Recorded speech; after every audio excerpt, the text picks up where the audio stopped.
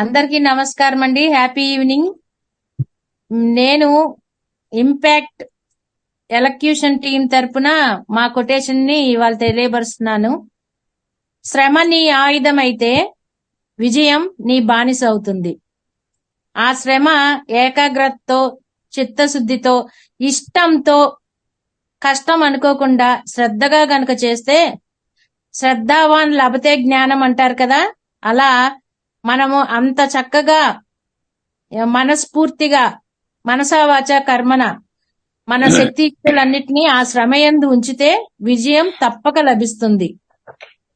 సాధన చేయుమురా నరుడా, సాధ్యము కానిది లేదురా, అలవాటైతే హాలాహలమే అమృతమ్ములా తాగవచ్చురా. సాధన చేయుమురా నరుడా, సాధ్యము కానిది లేదురా అని ఆత్మవిశ్వాసంతో శ్రమ మన ఆయుధంగా చేసుకుని ఎంతో ఇష్టంతో మన లక్ష్యాన్ని చేరుకుందాం. అందుకు గాను విజయాన్ని మన సొంతం చేసుకుందాం. అందరికీ నమస్కారం. Thank you. Thank you ma'am. చాలా చక్కగా కొటేషన్ చెప్పారు. అండ్ ఈరోజు మనం ఒక మంచి సెషన్ తో స్టార్ట్ చేసుకోబోయే ముందు స్పీకర్ గారిని ఇంట్రడ్యూస్ చేసే అదృష్టం నాకు కలిగినందుకు చాలా సంతోషిస్తున్నాను. మ్యామ్ పేరు వచ్చి శ్రీలక్ష్మి గారు. సో మాకు ఎంతో సుపరిచితులు, ఆప్తులు. అండ్ ఈవెన్ మ్యామ్ మాకు ట్రైనర్ సెషన్స్ లో కూడా మాకు ఒక సెషన్ తీసుకున్నారు. Ma'am by profession biology teacher, working in municipal corporation high school, Guntur district గుజ్జనగొండలో వర్క్ చేస్తున్నారు. క్వాలిఫికేషన్స్ వచ్చి ఎంఏ ఇంగ్లీష్, ఎంఎస్సి బాటనీ, అలాగే ఎంఎస్సి సైకాలజిస్ట్ అండ్ బిఈడి చేశారు. మేడం వచ్చి ఇంపాక్ట్ సర్టిఫైడ్ ట్రైనర్, అలాగే ఎన్ఎల్పి కోర్ స్కిల్స్ ప్రాక్టీషనర్స్. ఇవే కాకుండా ఎన్నో ఈపీఎస్ అంటే ఎఫెక్టివ్ పబ్లిక్ స్పీకింగ్ కోర్స్ లోను, యంగ్ మైండ్స్ లోను, అలాగే టోటల్ పర్సనాలిటీ డెవలప్మెంట్ లోను ఎన్నో సెషన్స్ తీసుకున్నారు అండ్ మెంటర్షిప్ చేశారు. ఇట్లాగే ట్రైనర్ వర్క్ షాప్ లో కూడా సో ఎన్నో సెషన్స్ తీసుకున్నారు. ఇవే కాకుండా ఇంకా డిజైనర్ సెషన్స్ లో కూడా మ్యామ్ ఎన్నో సెషన్స్ ఇచ్చారు. Ma'am, the digital dais is yours. We warmly welcome you, ma'am. Thank you, Praveen sir. Thank you for nice introduction and great introduction to me. Thanks a lot. So, ముందుగా నాకు జన్మనిచ్చిన తల్లిదండ్రులకి, విద్యాబుద్ధులు నేర్పించిన మా గురువు గారులందరికీ, ముఖ్యంగా అసలు నా ప్యాషన్ ని ఫుల్ఫిల్ చేసేటందుకు దారి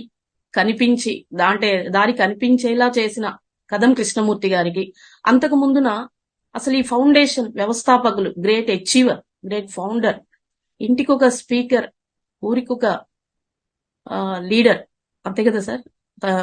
ఆ నినాదంతో సమాజాన్ని పునర్నిర్మాణం చేద్దామన్న లక్ష్యంతో ఒక మంచి డయాస్ ని, నాన్ ప్రాఫిట్ ఆర్గనైజేషనల్ డయాస్ ని మనకు అందించి, ఈ డయాస్ మీద ఎంతో మంది పెద్దవారిని, అనుభవజ్ఞుల్ని, వారి యొక్క అనుభవాల్ని తీసుకుంటూ, మనం నేర్చుకుంటూ, మరలా తిరిగి ఇచ్చి వెళ్తూ ఉన్న అంత గొప్ప ఫౌండేషన్ ని మనకి సృష్టించిన శ్రీ గంప గురూజీ గారికి, నా ఇంపాక్ట్ గురువులందరికీ, నా కో ట్రైనర్ అండ్ నా batch mate incharge sir Venkat Kolluru సార్కి, మా మెంటర్స్ అందరికీను పేరు పేరున అండ్ పార్టిసిపెంట్స్ అందరికీ పేరు పేరున నా నమస్కారాలు. సార్, ఈరోజు నేను అందరితో, అంటే అందరం ఎదుర్కొంటున్న ప్రాబ్లమేనండి. ఈ రోజున నవ్వే డేస్ ఎంత మనం ప్రాబ్లం ఫేస్ చేస్తున్నామంటే అతి ముఖ్యమైనది స్ట్రెస్ అండి. ఈ స్ట్రెస్ ని అసలు ఎలా ఉంటుంది, స్ట్రెస్ అంటే ఏంటి, మీరేమనుకుంటున్నారో మీరు రెస్పాండ్ అయినా, చాట్ లో నాకు ఆన్సర్స్ చెప్పినా ఓకే అండి. ఎవరన్నా ఎనీబడి తెలిసిన వాళ్ళు మీ ఫీలింగ్ ఏంటి, స్ట్రెస్ అంటే ఏంటి, డైరెక్ట్ మీరు అన్మ్యూట్ చేసుకుని చెప్పొచ్చు, లేదంటే చాట్ లో ఇవ్వచ్చు. Work pressure or tension? Pressure that means pressure. పనిచేసే చోట ఉండే pressure, stress. Okay sir, nice. ఇంకా sir, I want the responses. Stress మీద మీ అభిప్రాయం, మీ ఫీలింగ్ ఏంటి? ఒత్తిడి అండి, భరించలేని ఒత్తిడి. Okay madam, nice. మనకి ఇష్టం లేకుండా due to some causes mental pressure depends మానసిక ఆన్ ఒత్తిడి, మానసిక ఒత్తిడి. ఓకే, ఇంకా సార్ మనకి ఇష్టం అందరూ లేకుండా ఇంటరాక్ట్ అవ్వాలండి, ఎందుకంటే అందరికీ ఉన్నదే స్ట్రెస్ అనే ఫీలింగ్, అందరికీ ఉన్నది. లేకుండా ఎవరైనా ఉంటే మాత్రం చెప్పండి. మనం That's చేసిన great. వర్క్ ని డిఫరెంట్ ఆస్పెక్ట్స్ stress మీద గా ఆ తీసుకోవాలి. ప్రెజర్ అనేది బిల్డ్ అవుతూ ఉంది మేడం. ప్రెషర్ బిల్డ్ అవుతుంది డిఫరెంట్ ఆస్పెక్ట్ మీద. ఓకే, ఇంకా సార్ రెస్పాండ్ అవ్వాలి సార్, ఎందుకంటే మనం చేసే వర్క్ ని టఫ్ గా బర్డెన్ గా తీసుకుంటే అది ప్రెషర్ అవుతుంది. దాన్ని ఓకే, మనం చేయగలం. అంటే మన ఎబిలిటీ మీద మనకి లేక, అంతే కదా సార్, ఆ వర్క్ ని మనం చేయలేని సామర్థ్యం ఉన్నప్పుడా ఒత్తిడి వస్తుంది? అవునండి, అవునండి. Yes. మనం చేసే వర్క్ ని మనం చేయలేనప్పుడు అది మనకు స్ట్రెస్ గా అనిపిస్తుంది. Yes sir. ఇంకా సార్ 25 మెంబర్స్ ఉన్నారు సార్. మనం చేయాల్సిన Responses. పని మనం చేయాల్సిన పని చేసేదానికి మార్గం కనిపించని స్థితి, మనకే ఒక క్లారిటీ లేకపోవటం గానీ అయోమయంగా ఉండే పరిస్థితి ఉన్నప్పుడు ఖచ్చితంగా అది మనం చేయలేకపోతున్నాము, చేయాల్సిన అవసరం ఉంది అన్నప్పుడు ఏమైందంటే మానసికంగా ఆటోమేటిక్ గా లోడ్ అనేది పెరుగుతుంది. వర్క్ లోడ్ పెరగడం ఆ లోడే ఆటోమేటిక్ గా మనకి అండ్ స్ట్రెస్ ఆల్సో అనిపిస్తుంది. డైలమా సార్, డైలమా డైలమా కూడా. Dilemma. Yes Hmm. Good sir, అందువల్ల మనం ముందుకు వెళ్ళలేకపోతాం, మన ఎఫిషియన్సీ కూడా ఆటోమేటిక్ గా డ్రాప్ అయిపోతుంది. ఎగ్జాక్ట్లీ సార్, మంచి ఆన్సర్ ఇచ్చారు Hmm. సార్. ఇంకా ఎనీబడి? ధైర్యం కూడా తగ్గుతుంది. అవును, ఇంకోటి మేడం, మన ఆఫీసులో కానీ ఎక్కడైనా మనం ఆఫీస్ లో జాబ్ చేసేటప్పుడు మేనేజ్మెంట్ స్ట్రెస్ మేడం. మనం చేద్దాం అనుకున్నప్పుడు ఒకలా ఉంటుంది, వాళ్ళు పెట్టే స్ట్రెస్ ఒకలా ఉంటుంది. అంటే సో మనం చేసే విధానం ఒకటైతే వాళ్ళు చెప్పే విధానం ఒకటి అవుతుంది. ఆ వ్యూస్ వేరుగా ఉండడం వల్ల, ఆ, అంతే కదా సార్. మనకున్న వ్యూ ఒకటి ఉంటుంది, ఆ, బాస్ కి ఒక రకమైన వ్యూ ఉంటుంది. సో రీచ్ అవ్వకపోవడం వల్ల రీచ్ అవ్వకుండా Stress. మధ్యలో ఆ స్ట్రెస్ లో పడిపోతుంది, ఆ స్ట్రెస్ లో గురవుతాం. Okay sir. ఓకే సార్, చాలా మంచి ఆన్సర్స్ చెప్పున్నారు. దాదాపు అదే మన session. Madam happy evening madam. Happy evening sir. నబీ కన్సర్. లోడ్ బియాండ్ క్యాపబిలిటీ అనుకుంటున్నాను. అదే సార్, మన కేపబిలిటీ లేకనా, లేకపోతే కేపబిలిటీకి మించి ఉందా? అదే madam, load beyond capability madam. Beyond the capability అంటే అది న్యాచురల్ గా వస్తుందా సార్, లేకపోతే మనం ఎంచుకోవడం బట్టి వస్తుందా? అంటే అంటే రెండు సహజంగా అవుతుంది. వస్తుందా, లేకపోతే మనం చాయిస్, మన సెలెక్షన్ బట్టి వస్తుందా సార్? అంటే మనకి రెండు అవ్వచ్చు మేడం. ఓకే, మనకి అవుట్ సైడ్ నుండి ప్రెషర్ రావచ్చు, లేకపోతే ఇన్సైడ్ మనం ఫీల్ అవ్వచ్చు అని. Yes, it's a feeling sir, feeling of response. Yes, exact sir. Sir, ఇప్పటిదాకా మనందరికి పబ్లిక్ స్పీకింగ్ స్కిల్స్ అయిపోయినాయి, నెక్స్ట్ టెక్నికల్ స్కిల్ కూడా అయిపోయింది. మరి ఈ రోజున మనము మన పర్సనాలిటీ, మన వ్యక్తిత్వం చాలా ముఖ్యమండి. మన లైఫ్ ని మనం చాలా ప్రొడక్టివ్ గా డీల్ చేయాలంటే మాత్రం యాజ్ ఏ పర్సన్ గా మన పర్సనాలిటీని ఇన్బిల్డ్ చేసుకోవాలి. మన పర్సనాలిటీని దెబ్బతీసే విషయమైన అతి ముఖ్యమైనది అంటే మన లైఫ్ లో ప్రొడక్టివిటీని పెంచకుండా తగ్గించే దిశలో ఉంది ఇది. That is stress. ఇప్పుడు మీరు ఇస్తున్న రెస్పాన్సెస్ అన్ని 100% సార్, 100% మంచి రెస్పాన్స్ అది. ఇప్పుడు దాని మీద మనం లెట్స్ ఓపెన్ డిస్కషన్ సార్, అంతే. ఇప్పుడు ఈ స్ట్రెస్ ని మనం ప్రతి ఒక్కరికి ఉంది అని చెప్పుకుంటున్నాము. దీన్ని మనం ఎలా ఓవర్కమ్ చేస్తామో, అసలు దీని వెనక సబ్జెక్ట్ ఏంటి, సైకలాజికల్ గా మనం సబ్జెక్ట్ ని తీసుకుని మన లైఫ్ లో ఎంతవరకు దీన్ని మనం ఇంప్లిమెంట్ చేసుకోగలం అనే దాన్ని బట్టి కూడా మన స్ట్రెస్ మేనేజ్మెంట్ అనేది, మన కోపప్ టెక్నిక్స్ మనం చెప్పుకోవడం వల్ల దాన్ని నుంచి బయటపడగలమా, దాన్ని ఇంప్లిమెంట్ చేయగలమా అనేది ఈ సెషన్ అయిపోయిన తర్వాత మాట్లాడుకుందాం సార్. సో అసలు మరి స్ట్రెస్ ఎలా ఉంటుంది, బయటికి కనిపిస్తుందా అండి? కనిపించదా సింధు? బయటికి కనిపించదా అండి? కనిపిస్తుందా? Yes or no? మన తెలిసిన ఫీలింగ్స్ లో కనపడుద్దండి. కనపడుతుంది కదా సార్. ఎందులో Feelings లో కనపడుతుంది? మన కనపడుతుంది. ఫీలింగ్స్ లో కనపడుతుంది. ఇంకా అంటే ఫ్రస్ట్రేషన్ ద్వారా బయటికి రావచ్చు మేడం. ఫ్రస్ట్రేషన్ రూపంలో బయటికి కనిపిస్తుంది. ఇంకా సార్?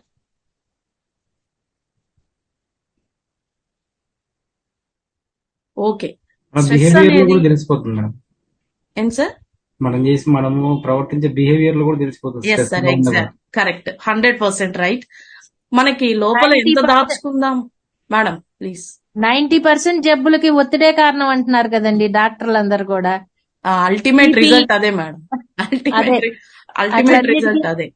అసలు పీక్ స్టేజ్ ఇంకా అదే. మన జబ్బులకి మన స్ట్రెస్ అసలు ఏంటనేది మనం తెలుసుకుందాం ఫస్ట్.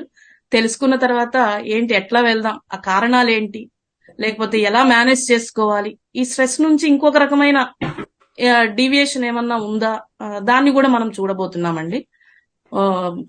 ఓకే, స్ట్రెస్ అనేది బయటికి కనిపిస్తుంది సార్, తప్పకుండా. ఎలా కనిపిస్తుంది అంటే అది ఒక మన ప్రవర్తన రూపంలో, మన ప్రవర్తించే విధానం బట్టి. ఒక క్లాస్ రూమ్ కి వెళ్ళామండి. యాజ్ ఎ టీచర్ గా, నేను క్లాస్ టీచర్, మేడం శ్రీ విజయ గారు కూడా ఉన్నారు. టీచర్ గా లోపలికి వెళ్ళగానే ఎంత ప్లెజెంట్ గా క్లాస్ చెప్దామని వెళ్తామా సార్, అక్కడ వాళ్ళని చూడగానే ఒకలాంటి స్ట్రెస్ వచ్చేస్తుందండి. Even though subject confidence is there, confidence ఉంది, టైం ఉంది, బట్ ఇక్కడ పిల్లల్ని చూడగానే ఎందుకో వెంటనే బిహేవియర్ లో చేంజ్ వచ్చేస్తుంది. కారణం ఏంటి అని చూస్తే ఆ పిల్లల యొక్క బిహేవియర్, ఆ పిల్లల యొక్క ఎమోషన్స్, ఆ పిల్లల యొక్క ఇంపర్ఫెక్ట్నెస్, మరి టీచర్ ఏం చేస్తారు, గైడ్ చేస్తారు sir. Through out the day subject కన్నా గానీ వాళ్ళలో వాల్యూస్ ని పెంచడానికి, వాళ్ళలో బిహేవియర్ ని పెంచడానికి చూస్తాం. అది ఇంప్లిమెంటేషన్ లేదు, అది రిసీవింగ్ లేదు, అది తీసుకోవడం లేదు. అది సబ్జెక్ట్ అవనివ్వండి, వేరేది అవనివ్వండి, వేరే బిహేవియర్ పరంగా. అంటే యాజ్ ఎ టీచర్ గా నేను పొందుతున్న ఎక్స్పీరియన్స్. మరి పర్సనల్ గా ఉంటదా అంటే ప్రొఫెషనల్ గా ఉంది, పర్సనల్ గా ఉంది, అన్ని రకాలుగా స్ట్రెస్ ఉంది. కాబట్టి ఎక్కడ మనకి పీస్ఫుల్నెస్ అనేది లేదు. మన టార్గెట్స్ గానీ, మన నీడ్స్ గానీ రీచ్ అవడంలో ఎక్కడ గానీ మనకి రిలాక్సేషన్ దొరకడం లేదు.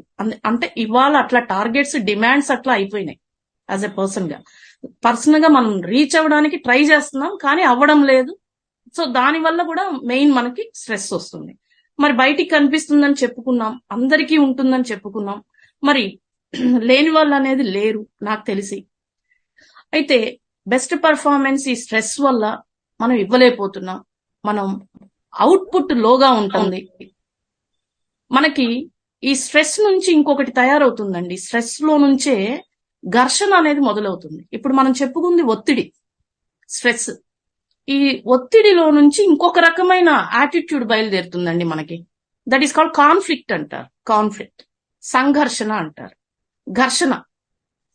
ఘర్షణ ఏంటి, మనలో మనకుంటుందా, లేకపోతే మనకి బయట వాళ్ళకు ఉంటుందా, లేకపోతే ఆ వీధిలో వాళ్ళకు ఉంటుందా, లేకపోతే గ్రూప్ ఆఫ్ పీపుల్ మధ్య ఉంటుందా? అనేక రకాలుగా ఆ ఘర్షణ ఉంటుంది. ఈ stress leads to the conflict. ఈ రెండు కూడా భయంకరమైన డిస్ట్రక్టివ్ ఫోర్సెస్ అండి. మనల్ని వెనక్కి లాగడంలో ఇవి రెండు పోటాపోటీగా ఉంటాయి. అందువల్ల మన లైఫ్ క్వాలిటీ దెబ్బతింటుంది. మనకి ముఖ్యమైన ఇల్నెస్ అంటే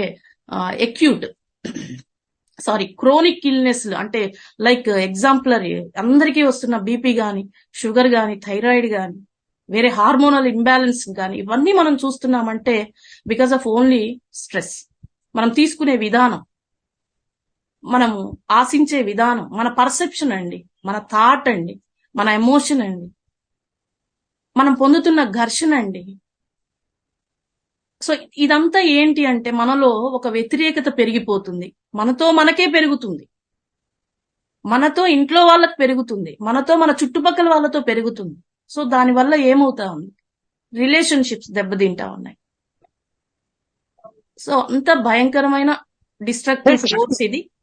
మరి ఉపయోగకరమైన స్ట్రెస్ కూడా ఉందండి మన లైఫ్ లో, అది కూడా ఉండాలి. కన్స్ట్రక్టివ్ కూడా ఉండాలి. ఇది నేను డిస్ట్రక్టివ్ అని చెప్తున్నాను ఎందుకంటే మోస్ట్ మనం ఫేస్ చేస్తుంది ఇదే కాబట్టి. కనుక కన్స్ట్రక్టివ్ ఫోర్స్ ఉంది, కన్స్ట్రక్టివ్ స్ట్రెస్ ఉంది, డిస్ట్రక్టివ్ స్ట్రెస్ ఉంది. దాని గురించి కూడా మనం మాట్లాడుకుందాం. బిఫోర్ దట్ మనం స్ట్రెస్ అంటే ఏంటి ఒకసారి మనం ఇప్పుడు దాకా డిస్కస్ చేసుకున్న అంతా ఇదే. The body response. ఇక్కడ body response means that shows behaviour, emotions and feelings, thoughts దేనికి వస్తున్నాయి, to meet the challenges, to meet the demands. మనం ఏదైతే ఆశిస్తున్నామో, ఒక లక్ష్యాన్ని కోరుకుంటున్నామో, ఆ లక్ష్యాన్ని సాధించే ప్రయత్నంలో ఎదుర్కొనే ఒత్తిడే స్ట్రెస్ అని.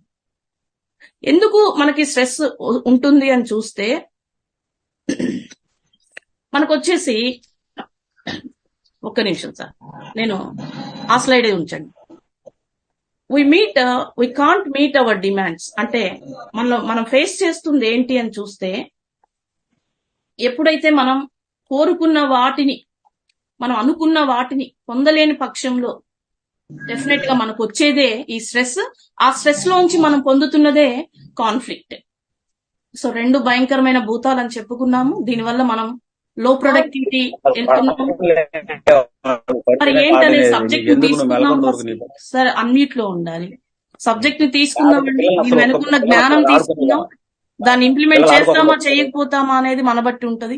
అలానే స్ట్రెస్ అనేది మీకు ఇప్పుడు ఒక ఓవరాల్ మీరు చెప్పిందే సార్, అంతా ఒక వ్యూ అనేది మనం డిస్కస్ చేసుకున్నాం. It's nothing but body response. ఈ రెస్పాన్స్ దేనికి తగినట్టుగా లేదు. టు మీట్ ద ఛాలెంజెస్, మనం ఎదుర్కొంటున్న సవాళ్లు, మనం ఎదుర్కొంటున్న ఛాలెంజెస్, మనం ఎదుర్కొంటున్న ప్రెజర్స్, డిమాండ్స్, వీటిని ఎదుర్కోవడంలో మనము చూపించే రెస్పాన్సే స్ట్రెస్. దీనిలో నుంచి వచ్చిందే కాన్ఫ్లిక్ట్. నథింగ్ బట్ క్లాష్ అండి. కాన్ఫ్లిక్ట్ అంటే క్లాష్, స్ట్రగుల్, పోరాటం. Nothing but disagreement. ఒప్పందం కాదు, డిసగ్రిమెంట్. ఎవరెవరికి మధ్య ఎందుకు వస్తుంది డిసగ్రిమెంట్? ఎందుకు వస్తుంది? నీలో నీకు, నీతో ఉన్న చుట్టుపక్కల వాళ్ళతో, సమాజంతో. బికాస్ ఆఫ్ ఏ ఒక్క పర్సన్ ఒకలా ఉండరండి. ఏ ఒక్క పర్సన్ యొక్క ఆలోచన ఒకలా ఉండదు. ఏ ఒక్క పర్సన్ యొక్క పర్సెప్షన్ కూడా ఒకలా ఉండదు. అలా లేకపోబట్టే మనకి కాన్ఫ్లిక్ట్ అనేది వస్తుంది. Because different in interest, different in opinions, different in values, different in needs. రకరకాల అవసరాలు, రకరకాల లక్ష్యాలు, రకరకాల ఆసక్తులు, రకరకాల విలువలు, ఇవన్నీ ఉండడం వల్ల we can face the conflict. Now I hope you understood about the stress and conflict. I think. Sir, any doubt sir? Stress and conflict. Stress లో నుంచి బయలుదేరిందే కాన్ఫ్లిక్ట్. ఎందుకు వస్తుంది మనకి స్ట్రెస్ అనేది మనం ఒక అవగాహన చేసుకున్నాం. మనం కోరుకున్న వాటిని ముఖ్యంగా స్ట్రెస్ చేసి చెప్తున్నానండి. ఎందుకంటే మనం కోరుకునేవి అట్లా ఉన్నాయి.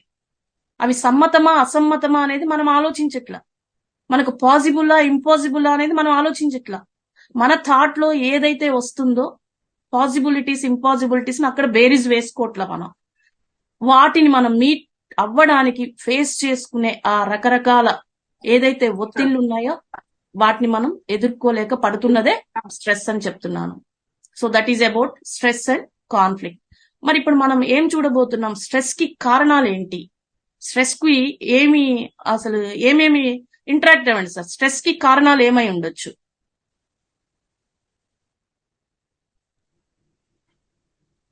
సార్ ఆన్ స్క్రీన్ ఉన్నారు కదా అందరూ? Sir respond please. ఇందాక దాకా బాగా రెస్పాండ్ అయ్యారు. స్ట్రెస్ కి కారణాలు ఏమై ఉండొచ్చు సార్? Sir Azad sir. మనం అనుకున్న లక్ష్యానికి మనం పెట్టుకున్న లక్ష్యం చాలా పెద్దదై ఉంటది. ఓకే. దాంట్లో మనము ఇబ్బంది పడి ఆ లక్ష్యాన్ని ఛేదించే క్రమంలోనే targets. One reason is target.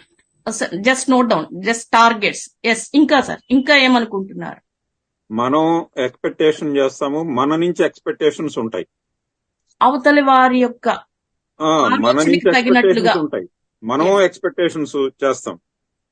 ఈ ఎక్స్పెక్టేషన్స్ రీచ్ అవునప్పుడు ఎంతసేపు సొల్యూషన్ వైపు ఆలోచించకుండా ప్రాబ్లం వైపే మనం ఆలోచిస్తున్నప్పుడు ఆటోమేటిక్ గా స్ట్రెస్ బిల్డ్ అవుతుందండి. Yes sir. ఆ సమస్యని ఎంతవరకు తీసుకెళ్తున్నామో అదే ఉంది గాని ఆ సమస్యకి పరిష్కారం అనేది ఆలోచించకపోవడం వల్ల అదొక కారణం, పెరిగిపోవడానికి కారణం అవుతా ఉంది. అవును. Nice sir, nice. ఇంకా సార్ ఎనీవన్? అంటే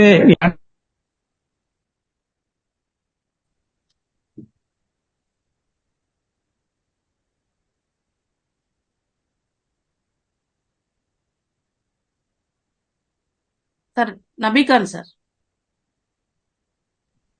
మేడం అది యాంత్రికంగా పనిచేయడం కూడా వస్తుంది మేడం. రిలాక్సేషన్, యాంత్రిక జీవన విధానం సార్. అంటే ఆ జీవించే విధానంలో ఎటువంటి ఆసక్తి లేకపోవడం, అంతే కదా సార్? మొనాటనస్ అంటే అదే ఒకే రకమైన పనిని చేయడం వల్ల. అవును మేడం. అంటే దానిలో ఎటువంటి ఇంట్రెస్ట్ లేవు, ఆటోమేటిక్ గా అది అంటే యాంత్రికంగా మిషనరీ లాగా పనిచేయడం, మెషిన్ లైక్ వర్కింగ్. మూడో రీజన్ సార్. ఇంకా సార్? ఇంకా మేడం కొంచెం టెన్షన్ తగ్గించుకుంటానికే చెప్తున్నా మేడం. అనుకున్నదొక్కటి అయినది ఒక్కటి బోల్తా కొట్టిందిలే బుల్బుల్ పిట్టలాగా అవుతాయి కదండి ఒక్కోసారి, అలాంటి సందర్భాల్లో కూడా. భలే చక్కగా చెప్పారు మేడం, భలే చక్కగా చెప్పారు. అంతే, మనం లోపల ఒకటి అనుకుంటే బయట రావట్లేదు. అదే overall central point of view మనము యాక్సెప్టెన్సీ చేయలేకపోతున్నాము. సో అది ఇంకా సార్ మనం ఇంకా డిస్కస్ చేసుకుంటే ముందు కారణాలు తెలుసుకోవాలి. మనకున్న ఓవర్ రెస్పాన్సిబిలిటీస్ అండి. కొంతమందికి ఏంటంటే బాధ్యతలు ఎక్కువగా ఉండడం వల్ల కూడా స్ట్రెస్ ఫీల్ అవుతాం. ఎంజాయ్ గా ఉందాం అనుకుంటాము, బట్ ఏంటంటే అనుకోకుండా కొన్ని అనుకోని సంఘటనలు లేకపోతే అనుకోని బాధ్యతలు ఒక్కసారిగా వచ్చి పడడం వల్ల కూడా మన యొక్క ఇంట్రెస్ట్ తగ్గిపోతుంది. ఆ ఓవర్ రెస్పాన్సిబిలిటీస్ కూడా ఒక కారణం. అట్లాగే ఇంకా మనం ఆలోచిస్తే ఫైనాన్షియల్ ఇష్యూస్ అండి, ముఖ్యంగా అతి ముఖ్యమైనది. అంటే ఆ ఫైనాన్షియల్ మేనేజ్మెంట్ చేసుకోలేకపోవడం వల్ల, అదే ఇందాక మీరు అన్నట్టు, విజయ మేడం అన్నట్టు, అనుకున్నది ఒకటి అయినది ఒకటి అనుకొని రకరకాల మనం ఫైనాన్స్ మ్యాటర్స్ కి వెళ్ళి అది ఓవర్లోడ్ అయిపోయి దాన్ని మనం తిరిగి రీఫిల్ చేసే ఇది లేక కూడా చాలా స్ట్రెస్ ఫీల్ అవుతున్నారు. ఇంకా వచ్చేసి మనకి ఇంకా పర్సనల్ గా చూస్తే అన్హ్యాపీ స్పౌజ్ అండి. కొంతమందికి చూడండి లైఫ్ పార్ట్నర్ సరైన వాళ్ళు దొరక్కపోవడం వల్ల వాళ్ళు లైఫ్ లాంగ్ ఇంకా డిస్ట్రెస్ లోనే ఉంటారు. అటు బయటికి రాలేరు, అటు ఉండలేరు. అది కూడా ఒక కారణం. ఇంకా వచ్చేసి మనకి స్టూడెంట్స్ కి చూడండి, ముఖ్యంగా వాళ్ళు హోంవర్క్ విషయంలో గానీ పేరెంట్స్ యొక్క డిమాండ్స్ ఉంటాయి చూసారా, నువ్వు అది అవ్వాలి ఇది అవ్వాలి అంటే వాడిలో ఎబిలిటీ ఉండదు. యాజ్ ఎ పేరెంట్స్ గా మనం గమనించకుండా వాడికి ఒక టార్గెట్ పెట్టేస్తాం. ఆ టార్గెట్ పెట్టి మన ప్రెషర్ అంతా వాడి మీద రుద్దేస్తాం. సో వాడు అది చేయలేడు, ఇది చేయలేడు. సో మన పిల్లల్లో ఏ స్కిల్స్ ఉన్నాయో గమనించి మనం వాళ్ళని ఎన్లైటన్ చేయాలి తప్ప మనం అనుకున్నది వాళ్ళ మీద పెట్టి ఫోర్స్ చేయకూడదు. అంటే స్టూడెంట్స్ పరంగా అయితే వాళ్ళు ఎట్లా ఫీల్ అవుతున్నారు అని చూస్తే వాళ్ళకి ఇచ్చే హోంవర్క్ విషయంలో కానీ పేరెంట్స్ పెట్టే డిమాండ్స్ కానీ పేరెంటల్ ప్రెషర్ అంటారు. సో వాళ్ళ మధ్య స్టూడెంట్స్ మధ్య ఉన్న రిలేషన్స్ కూడా ప్రెషర్ గా చెప్పు. అట్లా టీనేజర్స్ కి ఏముంటుంది, సోషల్ డిమాండ్స్ అంటే ఇట్లా ఉండాలి, సామాజిక కట్టుబాట్లు వాళ్ళని బాగా ఇబ్బంది పెడుతున్నాయి. వాళ్ళు ఇష్టం వచ్చినట్టు ఉండడానికి లేకుండా, అఫ్ కోర్స్ ఉంటున్నారు అనుకోండి, కానీ వాళ్ళకు వచ్చేసి ఆ ఏజ్ లో వాళ్ళకు వచ్చేసి అదొక ప్రెషర్ గా మనం చెప్పుకోవచ్చు. సో అట్లనే మనకి కొంతమందికి చూడండి, నాయిస్ శబ్దం ఎక్కువైనా అది వాళ్ళలో ఇరిటేషన్ వస్తుంది. కొంతమందికి చూడండి లైట్ బ్రైట్ గా ఉన్నా సరే వాళ్ళకి చాలా డిస్టర్బెన్స్ ఉంటది. ఇదంతా ఫిజికల్ ఎన్విరాన్మెంట్ అండి, అది కూడా ఒక కారణమే. వాళ్ళు అంటే స్ట్రెస్లు చిన్న చిన్నవి ఉంటాయి, కానీ మనం మాట్లాడుకునేది ఏంటి, లాంగ్ టర్మ్ స్ట్రెస్. చిన్న చిన్న వాటిని మనం ఓవర్కమ్ చేసుకుంటూ డేని గడిపేస్తాం. బట్ మన లైఫ్ ని గడపడానికి, మన లైఫ్ ని స్ట్రెస్ లేకుండా గడపడానికి మనం సబ్జెక్ట్ తీసుకుంటున్నాం. సో ఫిజికల్ ఎన్విరాన్మెంట్ కూడా ఒక కారణం. కొంతమంది టూ మచ్ ఆఫ్ కోల్డ్ ని ఫేస్ చేయలేరు, అది చలి వాతావరణాన్ని, టెంపరేచర్ ని కూడా రాగానే ఏసీలోకి వెళ్ళిపోవడం. ఏమవుతుంది, ఒక 2 నిమిషాలు ఆ టెంపరేచర్ ని మనం ఫేస్ చేస్తే ఉండదు, వెంటనే వాళ్ళు అట్లా అడాప్ట్ అయిపోతారు అన్నమాట. సో అదొక కారణం. అలాగే మనకి లైఫ్ ఈవెంట్స్ అండి, మనకి బాగా అతి ముఖ్యమైన వాళ్ళు ఎవరైతే ఉన్నారో వాళ్ళు మన నుంచి దూరం అవడం, లేకపోతే వాళ్ళు చనిపోవడం, అది కూడా మనం లాంగ్ టర్మ్ స్ట్రెస్ కి గురవడానికి అవకాశం ఉంటుంది. ఈ విధంగా చూస్తే మన లైఫ్ స్టైల్ అండి, మన హెల్దీ లైఫ్ స్టైల్ ఉండదు. మనం చేసే పనులు చేయకుండా వాయిదా వేసుకోవడం, లేకపోతే బద్ధకంగా గడపడం రోజంతా. అదేంటండి, మేము జాబ్కి వెళ్తున్నాం కదా బద్ధకంగా ఎట్లా అంటే, ఇందాక చెప్పారు సార్, మెకానికల్ గా దాన్ని మనం ఆ ఇంట్రెస్ట్ గా చేసుకోకుండా, లేకపోతే మన ఆఫీస్ నుంచి ఇంట్రెస్ట్ అయిన యాక్టివ్ వర్క్ లేక ప్రెషర్ వర్క్ ఉండడం వల్ల, ఇది కూడా మన లైఫ్ స్టైల్ హెల్దీ అంటే అప్పుడు మనం ఏం చేయాలి, ఆ లైఫ్ స్టైల్ ని చేంజ్ చేసుకోవాలి. అంటే వర్క్ ని చేంజ్ చేసుకోలేము, ఈ కాంట్. ఎందుకంటే మన చేతుల్లో పని కాదు. ఒక బాస్ దగ్గర మనం పనిచేస్తున్నప్పుడు యాజ్ పర్ ఇప్పుడు గవర్నమెంట్ ఎంప్లాయ్ అయితే గవర్నమెంట్ స్ట్రాటజీ ప్రకారం అది అవుతుందా లేదా అని కూడా మన చేతుల్లో లేదు. అది జస్ట్ ఇంప్లిమెంట్ చేయడమే.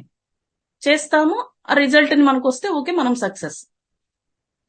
ఇట్లా ఒక కంపెనీలో చేస్తుంటే ఆ బాస్ యొక్క వ్యూస్ కి అనుగుణంగా చేయాలి. ఓన్ బిజినెస్ అయితే మనకి ప్రొడక్టివిటీ వస్తుంటే ఓకే, లేకపోతే దాన్ని మనం డిస్ట్రెస్ అయిపోవడం. సో ఇట్లా మనం చూసుకుంటే number of reasons. First what are the, వీటన్నిటిని ఏమని పిలుస్తారు? స్ట్రెస్ ని కలిగించేవి కాబట్టి, కలిగించే విషయాలు కాబట్టి స్ట్రెస్సార్స్ అంటారు. సో మనం ఏం నేర్చుకున్నాం? స్ట్రెస్ అంటే ఏంటో చూసాం. స్ట్రెస్ నుంచి డీవియేట్ అయితే, స్ట్రెస్ నుంచి లీడింగ్ కాన్ఫ్లిక్ట్ అనే దానికి, అతి భయంకరమైన దానికి గురవుతాం. ఆ తర్వాత స్ట్రెస్ ని కలిగించే విషయాలు మనం మాట్లాడుకున్నాం. మరి స్ట్రెస్ ముఖ్యంగా మనకి ఎక్కడెక్కడ ఉంటుంది? సోర్సెస్ చూద్దాం. రైట్. సో ఇక్కడ చూడండి, సోర్సెస్ ఆఫ్ స్ట్రెస్ అని చెప్పి తీసుకొచ్చాను. అంటే work related sources of stress, work related stress అండి. ఇప్పుడు దాకా మనం చెప్పుకుంటుంది అదే. వర్క్ రిలేటెడ్ స్ట్రెస్ లో మనకి ముఖ్యంగా ఎక్కడ మనం ఫీల్ అవుతాం? వర్క్ లోడ్ ఎక్కువ ఉన్నప్పుడు. వర్క్ లోడ్ ఎక్కువ ఉన్నప్పుడు, ఫర్ ఎగ్జాంపుల్ నేను టీచర్ అండి, గవర్నమెంట్ టీచర్. ఇప్పుడు నేను పిల్లవాడికి ఏది చెప్తున్నానో అది చెప్పాలి, 45 minutes లో చెప్పాలి. ఆ 45 minutes లో ఆన్లైన్ అటెండెన్స్ వేయాలి, ఆఫ్లైన్ అటెండెన్స్ వేయాలి.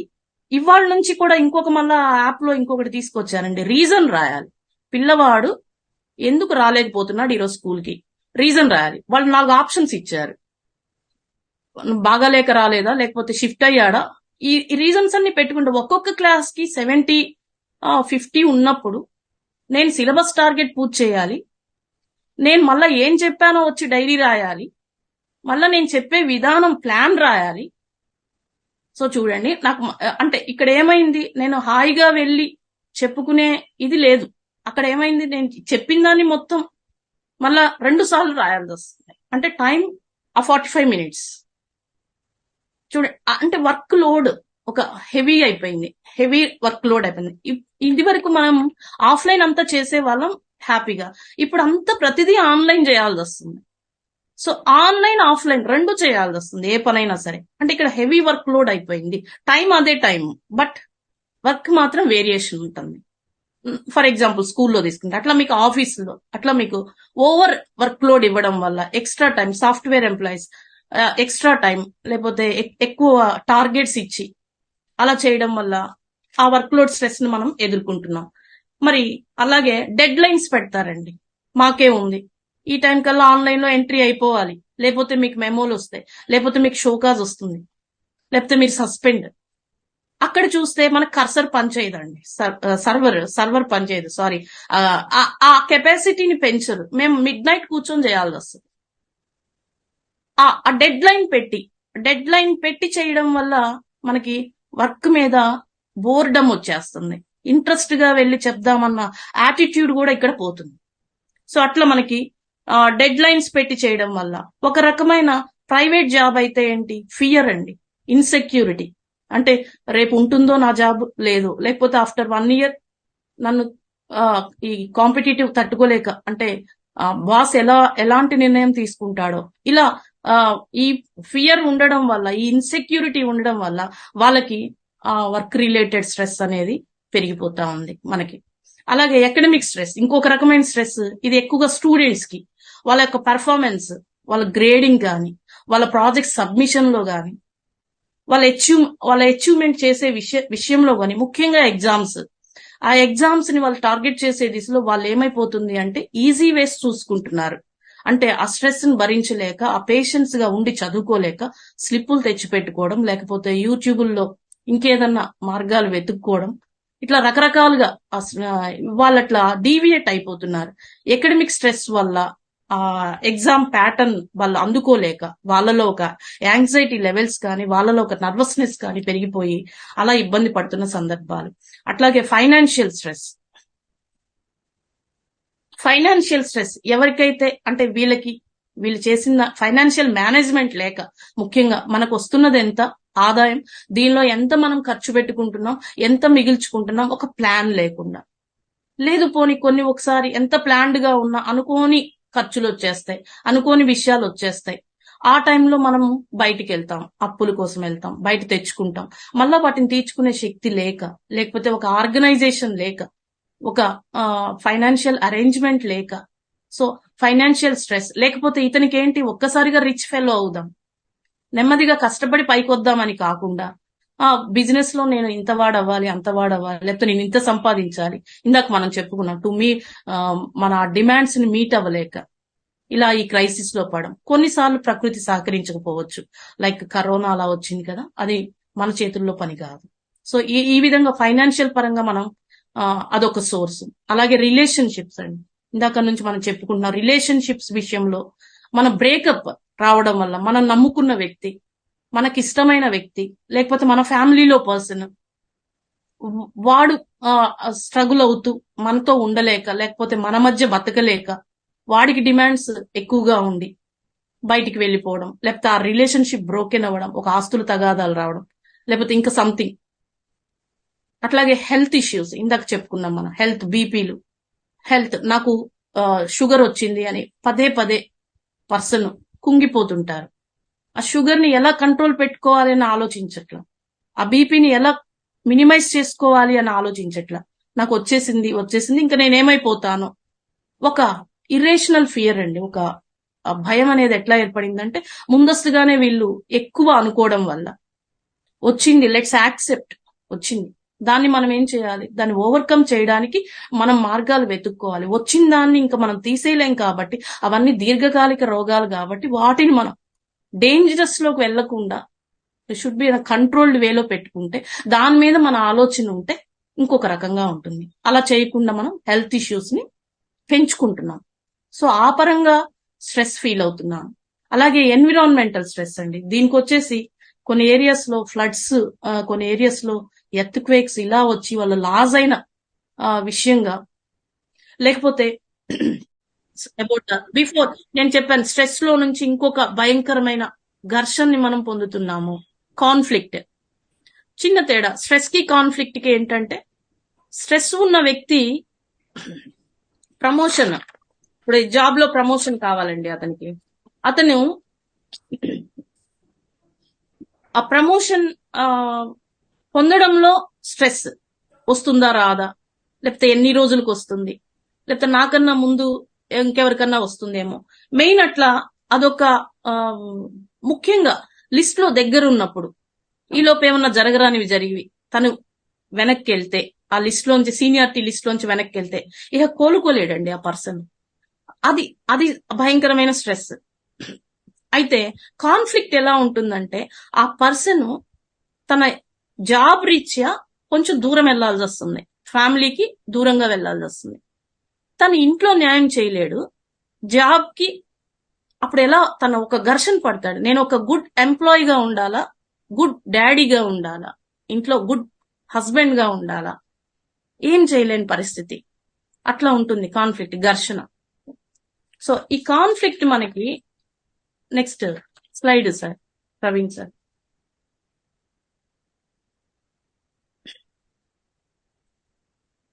చూడండి సార్, కాన్ఫ్లిక్ట్స్ కూడా పర్సనల్ కాన్ఫ్లిక్ట్. పర్సనల్ అంటే మనలో మనకు వస్తుంది, మనలో మనకు పడే ఘర్షణ పర్సనల్.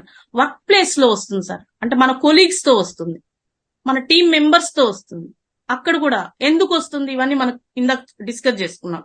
వాళ్ళ వ్యూస్ వేరు, మన వ్యూస్ వేరు, మన థాట్స్ వేరు, వాళ్ళ ఆలోచన వేరు, వాళ్ళు పెట్టుకున్న డిమాండ్స్ వేరు, మనం పెట్టుకున్న డిమాండ్స్ వేరు. అందుకని ఇన్ని రకాల మనం ఘర్షణలకు గురవుతున్నాం.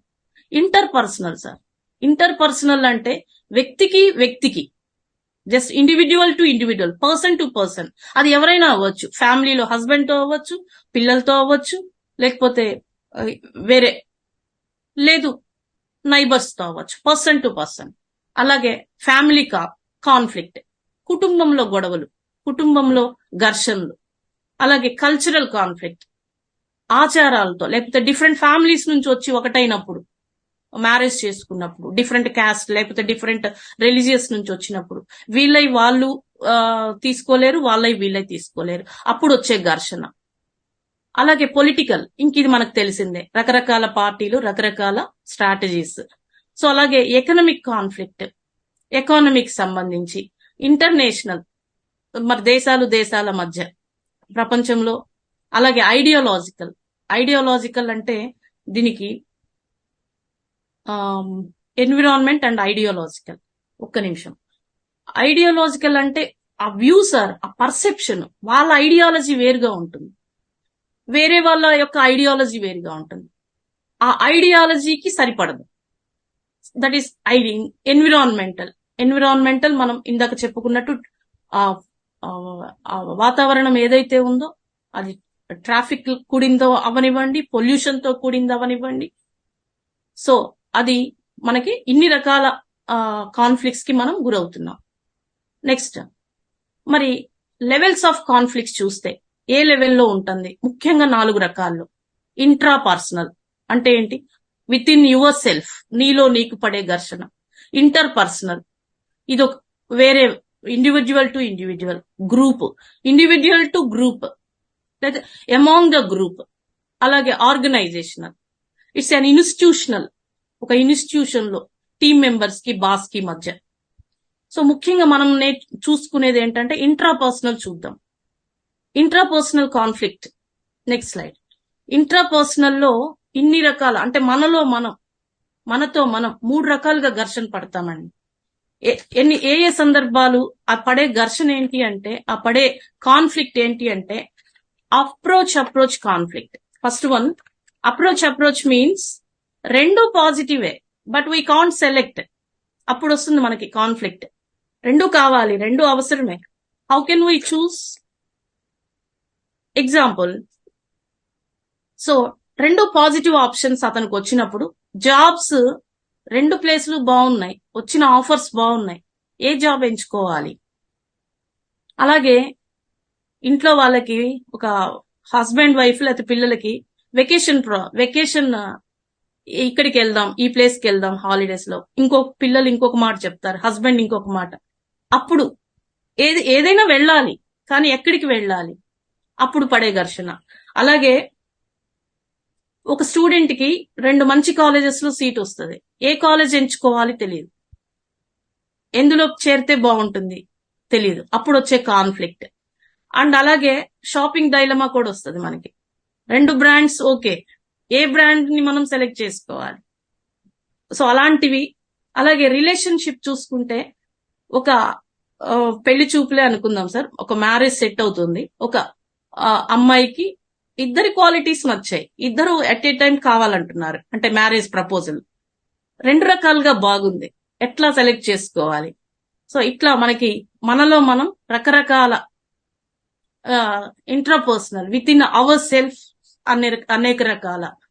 మన దగ్గర ఇన్వెస్ట్మెంట్ ఉంది, ఏ బిజినెస్ వైపు వెళ్ళాలి? ఇట్లా మనం ఉన్నప్పుడు ఏం చేయాలి? కాన్ఫ్లిక్ట్ ఉన్నప్పుడు ఏం చేయాలి? We should write down ప్రయారిటైజెస్.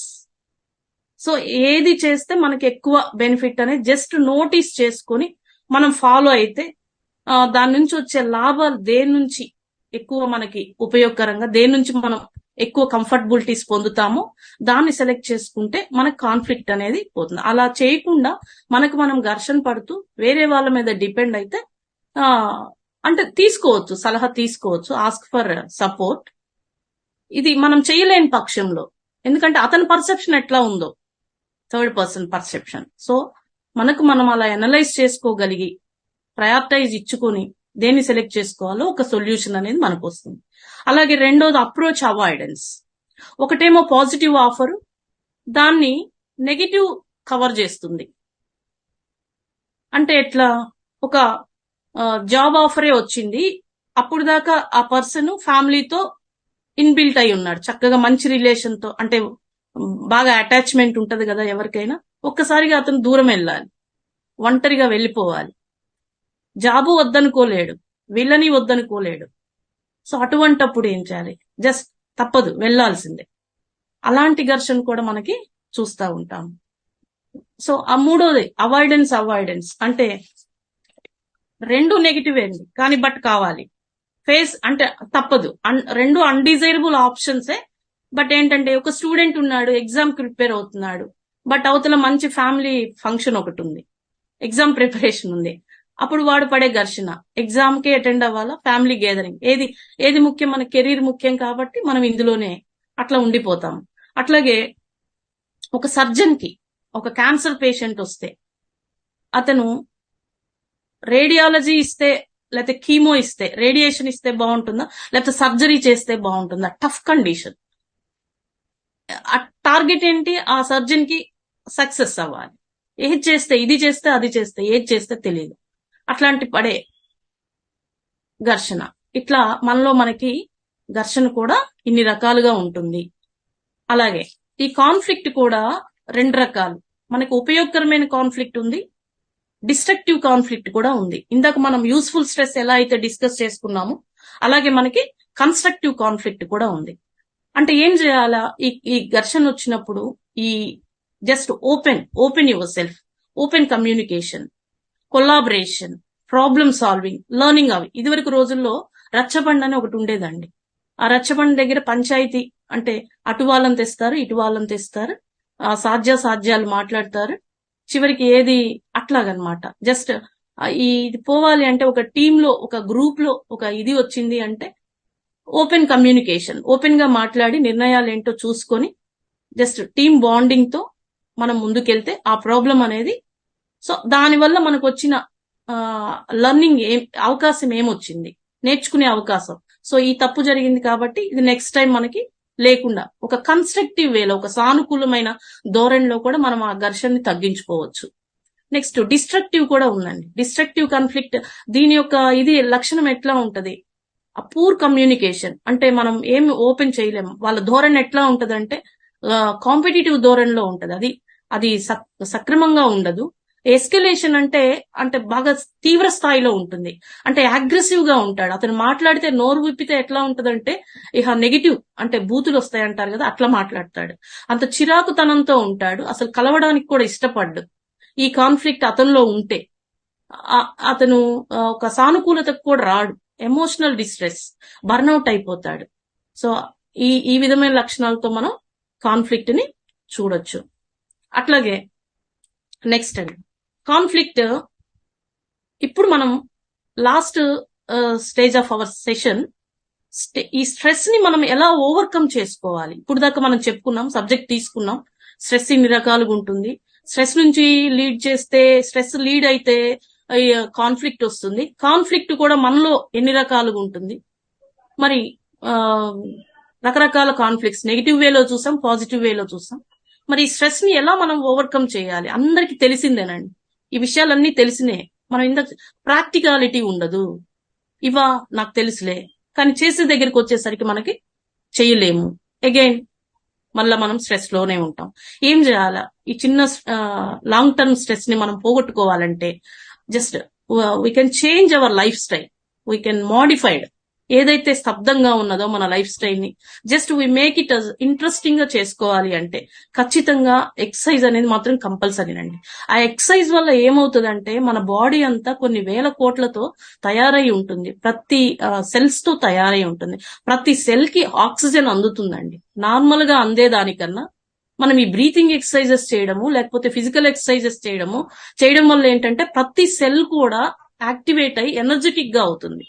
So దానివల్ల ఏంటంటే మనలో బ్లడ్ సర్క్యులేషన్ పెరుగుతుంది.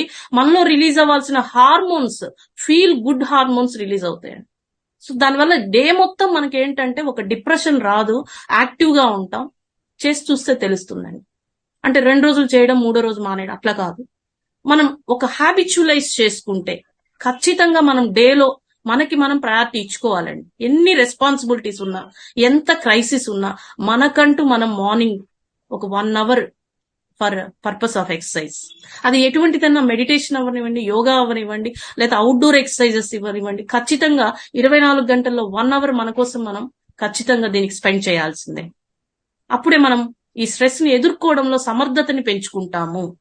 సో అది చూస్తే మనకి డీప్ బ్రీతింగ్ అవ్వచ్చు. చెప్పాను కదా, లంగ్ కెపాసిటీ పెరిగిద్దండి. లంగ్ కెపాసిటీ పెరగడం వల్ల ఆ గ్యాసెస్ ఏవైతే ఉన్నాయో మన ఆక్సిజన్ తీసుకుంటాము, కార్బన్ డైఆక్సైడ్ వదిలేస్తాం. ఈ ఎక్స్చేంజ్ సక్రమంగా జరుగుతుంది సార్. లంగ్ కెపాసిటీ బిల్డ్ అవుతుంది చక్కగా. అలాగే మనకి నెక్స్ట్ సార్ స్లైడ్ ప్లీజ్. ఈ పాజిటివ్ ఎఫెక్ట్స్ మనకి ఈ కోపప్ స్ట్రెస్ ని కోపప్ చేయడంలో ఎక్సర్సైజ్ తో పాటు మెడిటేషన్ చేయడం వల్ల మనల్ని మనం పరిశీలించుకోవచ్చు. అంటే కాన్సన్ట్రేషన్ లెవెల్స్ పెరుగుతాయండి. మన బ్రీతింగ్ మీద కాన్సన్ట్రేట్ చేసి మనం కూర్చుంటే ఒక 20 minutes పర్ డే మనలో కాన్సన్ట్రేషన్ పెరుగుతుంది. అట్లాగే డైట్ విషయం సార్, ముఖ్యమైన విషయం ఏంటంటే డైట్. ఒక్కసారి మనం పడుకునేటప్పుడు, ఒకసారి మనం కళ్ళు మూసుకొని నిద్రించేటప్పుడు, ఇవాళ ఏదైతే మన ఫైనాన్స్ మన ఇది కాదు, ప్లాన్ చేసుకోవాల్సింది ఏ టైప్ ఆఫ్ డైట్ తీసుకున్నాను నేను ఈ రోజు, అంటే బ్యాలెన్స్ డైట్ తీసుకోవాలని ఉద్దేశం. అంటే బ్యాలెన్స్ డైట్ అంటే ఏముంటది, కార్బోహైడ్రేట్స్, ప్రోటీన్స్, ఫ్యాట్స్, విటమిన్స్ ఉండాలి ఖచ్చితంగా. ఈ ఏవైతే ఆ ఫుడ్ లో ఉంటాయో ఆ person is going to be healthier for ever. మరి మనం ఆ ఫుడ్ లెవెల్స్ కి, ఆ ఫుడ్ కి, మనం ఆ కన్సంప్షన్ కి టెంప్ట్ అయిపోయి మనం ఎంత తీసుకుంటున్నామో తెలియట్లేదు, ఏం ఫుడ్ తీసుకుంటున్నామో తెలియడం లేదు. ఆ రకంగా మన మౌత్ సెలైవా బట్టి, అంటే టెంప్టేషన్స్ బట్టి మనం ప్రాపర్ డైట్ మెయింటైన్ చేయకపోబట్టి ఈ ఫుడ్ అనేది మంచి మనకి మూడ్ బూస్టర్స్ గా ఉంటుంది. మంచి ఫుడ్, మంచి లీఫీ మంచి వెజిటబుల్ ఫుడ్ గినక మనం ఆ నట్స్ తో కూడింది గినక, పల్సెస్ గినక తింటే మనలో మంచి మూడ్స్ డెవలప్ అవుతాయి. అలాగే స్లీప్ అండి, స్లీప్ అడిక్వేట్, ఏదో పడుకుంటున్నాం అని కాదు, ఎన్ని క్వాలిటీస్, ఎన్ని అవర్స్ ఆఫ్ స్లీప్ మనం క్వాలిటీగా నిద్రపోతున్నాం. పడుకునే ముందు సెల్ ఫోన్ చేతిలో లేకుండా పడుకోవట్లా, టీవీ చేతిలో లేకుండా పడుకోవట్లా. మరి దీనివల్ల ఏంటంటే అక్కడ రిలాక్సేషన్ రాకపోగా ఏవైతే చూస్తున్నామో వాటి పట్ల మన ఆసక్తి పెరిగి ఆ క్వాలిటీ ఆఫ్ స్లీప్ ని తగ్గించేస్తుంది, అవర్స్ ని తగ్గించేస్తుంది, స్లీప్ డ్యూరేషన్ తగ్గిపోతుంది. సో అవర్స్ ని మెయింటైన్ చేయాలి. అలాగే మనం సోషల్ సపోర్ట్ తీసుకోవాలండి. అంటే మనం స్ట్రెస్ లో ఉన్నప్పుడు మనం talk to our friends, talk to our నచ్చిన వాళ్ళు ఎవరైతే ఉంటారో, మనల్ని సమర్థించే వాళ్ళు ఎవరైతే ఉంటారో వాళ్ళతో మనం 2-3 నిమిషాలు ఫోన్ ద్వారా లేకపోతే చాట్ ద్వారా మాట్లాడితే మనకి తప్పకుండా సపోర్ట్ అనేది దొరుకుతుంది. అలా నెక్స్ట్ టైం మేనేజ్మెంట్. మనం చేయాల్సిన పనులు ప్రయారిటైజ్, డూస్ అండ్ డోంట్స్, ఏవి చేయాలి, ఏవి చేయకూడదు, ఏవి ఆర్డర్ లో మనకి ఇంపార్టెంట్ ప్రయారిటైజ్ ఇచ్చుకొని మనం టైం షెడ్యూల్ కనుక మనం చేసుకుంటే, ఆర్డర్ ఆఫ్ ప్రయారిటీస్ రాసుకొని మనం చేస్తే మనకు టైం మేనేజ్మెంట్ వల్ల కూడా స్ట్రెస్ తగ్గుతుంది. అట్లా మన హాబీస్ ని కొత్తవి అడాప్ట్ చేసుకోవడం. ఫర్ ఎగ్జాంపుల్ వర్క్ చేసి వచ్చాము, ఈవినింగ్ నేచర్ లో లేకపోతే మార్నింగ్ నేచర్, ఒక టెర్రస్ గార్డెన్ మెయింటైన్ చేయడం, లేకపోతే ఒక మ్యూజిక్ ని నేర్చుకోవడం, లేకపోతే ఒక కొత్త లాంగ్వేజ్ ని అడాప్ట్ చేసుకోవడం, కొత్త స్కిల్ ని అలవాటు చేసుకోవడం, అంటే ఒక డ్రైవింగ్ గానీ లేకపోతే ఒక కుకింగ్ గానీ. సో ఇట్లాంటివి న్యూ హాబీస్ ఏమన్నా ఉంటే మన రెగ్యులర్ రొటీన్ వర్క్ తో పాటు కొత్త హాబీస్ ని డెవలప్ చేసుకుంటే, దాన్ని అచీవ్ చేస్తా ఉంటే నెమ్మదిగా మనలో కాన్ఫిడెన్స్ పెరుగుతుంది, స్ట్రెస్ లెవెల్స్ తగ్గుతుంది. అలాగే జర్నల్ మెయింటైన్ చేయడం సార్. మనకి ఏవైతే పాజిటివ్నెస్, మనకి ఏవైతే ఆనందాన్ని కలిగించే విషయాలు ఉన్నాయో వాటిని మనం రాసుకోవడం వల్ల, వాటిని మనం పదే పదే గుర్తు చేసుకోవడం వల్ల మనలో గ్రాటిట్యూడ్ పెరుగుతుంది, మనలో హ్యాపీనెస్ పెరుగుతుంది. మరి మనం స్ట్రెస్ కి గురైన సందర్భంలో హ్యూమరస్ సన్నివేశాలు, స్కిట్లు ఏమన్నా చూడడం వల్ల, జస్ట్ జోక్స్, అట్లా కూడా మనం స్ట్రెస్ ని నేచర్ తో గడపడం వల్ల, అవుట్డోర్ కి వెళ్ళి వాక్ చేయడం వల్ల, సో ఇన్ని రకాలుగా మనం కోపప్ చేసుకోవచ్చు అండి, స్ట్రెస్ ని మనం పోగొట్టుకోవచ్చు. అలాగే కోపింగ్ మెకానిజం ఫర్ కాన్ఫ్లిక్ట్. ఈ ఘర్షణ మొదలైనప్పుడు, నెక్స్ట్ స్లైడ్, స్టే కామ్. ఇలా ఉన్నప్పుడు మనలో ఇందాక మనం చెప్పుకున్నట్టు ఒక కాన్ఫ్లిక్ట్ ఉన్నప్పుడు first of all we should stay calmness. మనం కామ్నెస్ ని మెయింటైన్ చేయాలి. అలాగే ఇతరులతో వచ్చినప్పుడు యాక్టివ్ లిజనర్స్ గా ఉండాలి. అంటే ఎదుటి వాడు చెప్పేది ఏంటి వినాలి, మనం వాడి వ్యూ వినాలి, వాడి పర్సెప్షన్ ఏందో అర్థం చేసుకోవాలి. అలాగే ఎంపథైజ్, అవతల వాడి యొక్క సిచ్యువేషన్ ని మనం ఎంపథెటిక్ గా మనదిగా భావించాలి. అప్పుడు కొంత మనం ఈ కాన్ఫ్లిక్ట్స్ కి దూరంగా ఉంటాం. మనం ఏం చెప్పాలనుకుంటున్నామో అది ఇంట్లో పర్సన్ తో, ఒక మన హస్బెండ్ అయితే వైఫ్ తో, పిల్లలతో, లేకపోతే సిబ్లింగ్స్ తో, వాళ్ళు లేకపోతే బయట కొలీగ్స్ తో ఏం చెప్పాలనుకుంటున్నామో, ఏం అనుకుంటున్నామో ఆ భావాన్ని స్పష్టంగా అతనికి రీచ్ అయ్యేలాగా, ఆ ఎదుటి పర్సన్ కి రీచ్ అయ్యేలాగా. నువ్వు లోపల ఒకటి అనుకొని బయట ఒకటి చెప్తే అగైన్ తేడాలు వచ్చేస్తాయి. సో అట్లాగే ఫోకస్, మనం చేసే పని మీద, అనుకున్న దాని మీద ఫోకస్ చేయగలిగి ఉండాలి. ఫోకస్ లేకనే ఇవన్నీ వస్తున్నాయి మనకి. అలాగే బ్రెయిన్ స్టార్మ్ సొల్యూషన్, అంటే ఏదైనా ఒక ప్రాబ్లం వచ్చినప్పుడు బ్యాడ్ ఐడియాస్ ఏమొస్తున్నాయి, గుడ్ ఐడియాస్ ఏమొస్తున్నాయి, రెండింటిని మనం సేకరించుకోవాలి. లేదంటే ఇతరుల సహాయంతో వారి ఆలోచనని కూడా తీసుకొని ది బెస్ట్ సొల్యూషన్, దీన్ని విన్ టు విన్ సొల్యూషన్ అంటారు, అందులో బెస్ట్ తీసుకొని మనం ఫాలో అప్ చేసుకుంటే కొంత మేరకు మనం ఓవర్కమ్ అవ్వచ్చు.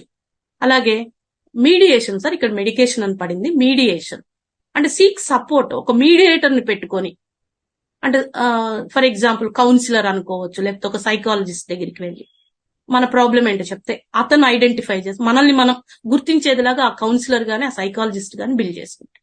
సో ఇట్లా మనం కొన్ని సింపుల్ లైఫ్ స్టైల్ టెక్నిక్స్ ద్వారా కూడా మనం ఈ కాన్ఫ్లిక్ట్ ని అవాయిడ్ చేసుకోవచ్చు. అండ్ లాస్ట్లీ స్ట్రెస్ ని 5 years రూల్ అని చెప్పేసి పెట్టానండి ఇక్కడనే. 5 years మన మైండ్ లో ఉంటే అవాయిడ్ అంటే మనం కొన్నిటిని అన్అవాయిడబుల్ స్ట్రెస్సెస్ ఉంటాయండి, మనం అవాయిడ్ చేయలేం. ఫర్ ఎగ్జాంపుల్ డెత్, లేకపోతే అనుకోని సంఘటనల వల్ల వచ్చే యాక్సిడెంట్స్, ఇవన్నీ మన చేతిలో లేవు. సో అట్లాంటి వాటిని మనం అవాయిడ్ చేయమన్నా. మరి వాటిని ఏం చేయాలి? దాన్ని మనం అవాయిడ్ చేయాలి. ఫస్ట్ అన్అవాయిడబుల్ ని మనం తీసుకొని దాన్ని పట్టించుకొని దాన్ని ఫీల్ అయితే దాన్ని మన లైఫ్ స్టైల్, మన ప్రొడక్టివిటీ దెబ్బతింటది. మరి ఏం చేయాలి? దానికి ఏం చేయాలి? ఇందాక మనం చెప్పుకున్నట్టు సెల్ఫ్ రిలాక్సేషన్ టెక్నిక్స్ తో మరి దాన్ని ఓవర్కమ్ చేసుకోవచ్చు. మన అన్హెల్దీ హ్యాబిట్స్ ఏవైతే ఉన్నాయో, మనకి హెల్త్ ని పెంచే హ్యాబిట్స్ ని మనం చెప్పుకున్నట్టు మంచి డైట్, మంచి ఎక్సర్సైజ్, వీటిని మనం మన లైఫ్ స్టైల్లో తప్పనిసరి భాగం చేసుకోవాలి. అట్లాగే ఛాలెంజ్ యువర్ సెల్ఫ్. వేటినైతే భయపడుతున్నావో, వేటికైతే ఇదవుతున్నావో వాటిని నిన్ను నువ్వు ఛాలెంజ్ చేసుకోవాలి, నిన్ను నువ్వు మార్చుకోగలగడానికి చూసుకోవాలి. అలాగే నీ ఫోకస్ ని ఏదైతే ఉందో భయపడే దానిలో ఉంటుంది నీకు, దాన్ని షిఫ్ట్ చేసుకోవాలి నీ మీద. అంటే నువ్వు ఏ విషయంలో నీకు ఎక్కువ ఇంట్రెస్ట్, అంటే ఎక్కువ హ్యాపీనెస్ వస్తుంది, దాన్ని మనం వెతుక్కొని మన ఫోకస్ ని అటువైపు షిఫ్ట్ చేసుకుంటే అదొక టెక్నిక్ గా. అలాగే ఆల్టర్ అంటే ఏంటంటే ఏదైతే మనకి హ్యాండిల్ చేయలేకపోతున్నామో, ఒకేసారి 2-3 సిచ్యువేషన్స్ ని హ్యాండిల్ చేయాల్సి వస్తుంది, ఒకేసారి 2-3 మీటింగ్స్ కి అటెండ్ అవ్వాల్సి వస్తుంది, అయితే 2-3 బాధ్యతల్ని చేస్తుంది. మరి దాన్ని ఏది ప్రయారిటైజ్ చేసుకునే ఆల్టర్, ఏది మనకి ఫస్ట్ బెనిఫిట్, ఏది మనకి ఎక్కువ మనకి అది యూస్ఫుల్ గా ఉంటుంది, ఏది మనం ఫుల్ఫిల్ చేయాలి ఫస్ట్ అని చూసుకొని ఆల్టర్ మెకానిజం ద్వారా కూడా మనం చేసుకోవచ్చు. అంటే నథింగ్ బట్ షెడ్యూల్ ని మనం బ్యాలెన్స్ గా మెయింటైన్ చేయగలిగితే. తర్వాత అడాప్ట్ మీన్స్ మన ఇందాక చెప్పుకున్నాను పాత లైఫ్ స్టైల్ ఏదైతే ఉందో దాన్ని సవరించుకొని వస్తున్న వ్యతిరేకతని, వస్తున్న ఛాలెంజెస్ ని అడాప్ట్ చేసుకోవాలి. Let's accept adapt and accept. వాటిని మనం తీసుకోగలగాలి, తీసుకుని దాని నుంచి మనం నేర్చుకోగలగాలి. దానికి పారిపోతే ఏం చేసేది ఏం లేదు. సో వాటిని ఏదైతే ఛాలెంజెస్ కొత్త వస్తున్నాయి దానికి తగ్గట్టుగా మన మైండ్ సెట్ అడ్జస్ట్ అయిపోవాలి, దానికి తగ్గట్టుగా మనం ఆ ఛాలెంజెస్ ఏవస్తున్నాయో నేర్చుకోవాలి. ప్రాబ్లమ్ సాల్వింగ్ మెథడ్స్ ఏవైతే ఉన్నాయో వాటిని మన ఆలోచనని మనం తయారు చేసుకోవాలి, లేదా మీడియేషన్ సపోర్ట్ తో మనం తీసుకొని యాక్సెప్ట్ చేయాలి. వస్తున్న ఛాలెంజెస్ ని యాక్సెప్ట్ చేయి మన మైండ్ సెట్ ని అడాప్ట్ చేసుకోవాలి. Let's face it. అలాగే యాక్టివ్, మన బ్రెయిన్ ఎప్పుడు కూడా చురుగ్గా ఉంచుకోవడానికి ట్రై చేయాలి.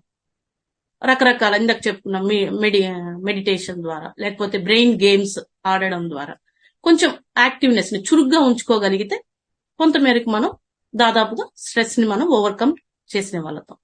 అండ్ ద బెస్ట్ ఏంటంటే సార్, స్ట్రెస్ మీద మనకి the greatest weapon against stress ఏంటంటే it's our ability to choose the choice అండి, to choose the thoughts.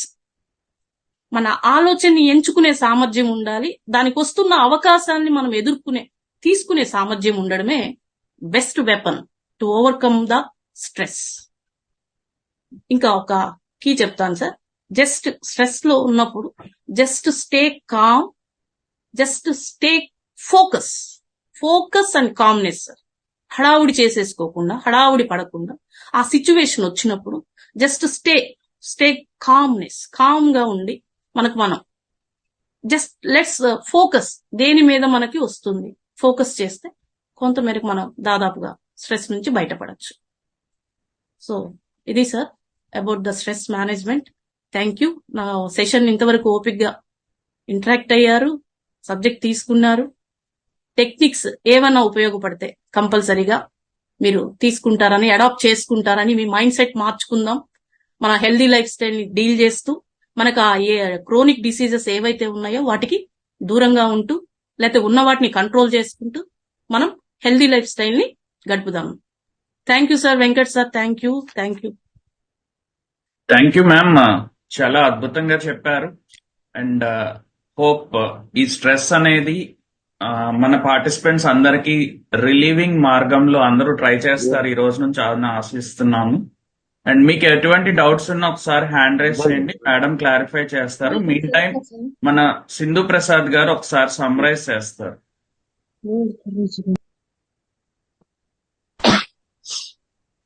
A very happy evening to one and all. I'm Sindhu from Elocution Group.